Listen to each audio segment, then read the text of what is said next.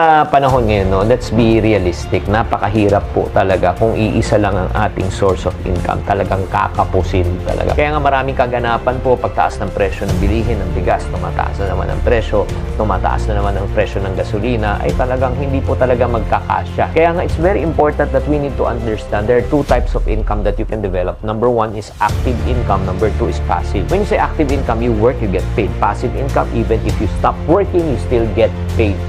Siyempre naman, mas maganda kung meron tayong dalawang sources. Pero ako, I'm praying na darating talagang panahon, mas malaki ang income ko sa passive kesa sa active. Bakit ba talaga mahalaga? Kasi siyempre naman, pag may passive income ka, ang kagandahan, even if you stop working, your source of income will never stop. Agree? Kasi the problem with active income, kahit na malaki po ang sweldo po natin sa active, the moment you stop working, you stop earning, but you don't stop spending. So, darating po ang panahon na hindi ka na rin maka-work as a